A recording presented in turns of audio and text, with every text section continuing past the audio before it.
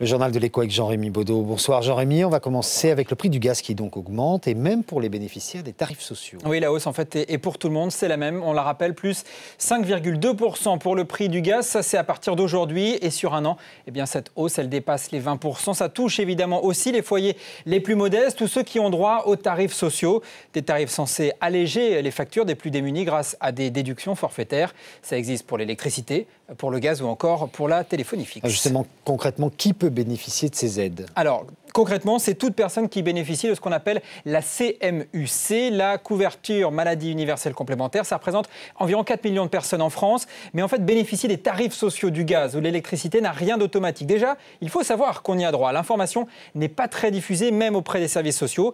Et puis, il faut remplir beaucoup de formulaires, des formulaires parfois très complexes. C'est ce qui expliquerait en fait que le nombre de bénéficiaires est en baisse. Regardez ces chiffres, entre 2009 et 2010, le nombre a baissé de 30%. Il y avait 625 000 bénéficiaires l'année dernière, alors qu'on considère que pour les tarifs sociaux d'EDF, 2 millions de personnes pourraient y avoir droit. Alors, est-ce que ces aides sont au moins, évidemment, efficaces pour les bénéficiaires? Alors, pas du tout, si l'on en croit en tout cas les associations de consommateurs. Les tarifs de première nécessité ne seraient pas à la hauteur des factures. Pour l'électricité, par exemple, les tarifs sociaux offrent une réduction d'environ 90 € par an. C'est peu quand on sait qu'en moyenne, une facture d'électricité annuelle coûte entre 600 et 1 000 €. Clairement, il y a un manque de clarté et peut-être effectivement d'efficacité pour ces aides aux plus démunis, évidemment. Jean-Rémy Baudot, maintenant l'écho en bref. Et on parle de l'UMP qui s'en prend au gaz de schiste. Le député Christian Jacob propose une loi pour interdire les recherches, l'exploration et l'exploitation de ces fameux gaz enfouis dans la roche. Des gaz dont l'exploitation n'est pas sans risque pour l'environnement et pour la santé. Ils nécessitent en effet de fracturer le sous-sol avec de l'eau et des produits chimiques. Les derniers effets de la prime à la casse. Le marché automobile français a progressé de 6% le mois dernier.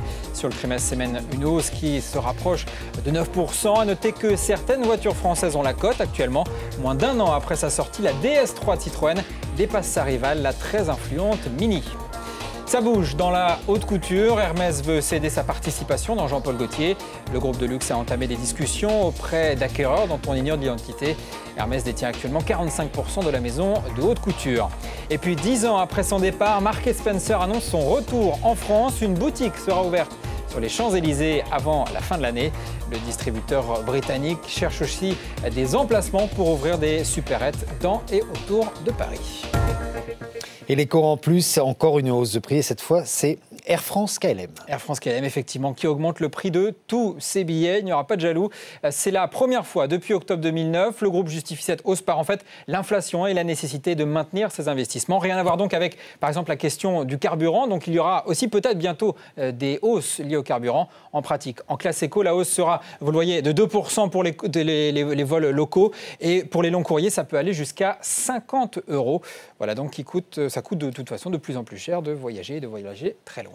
Jean-Rémy Baudot, merci. Merci Marc.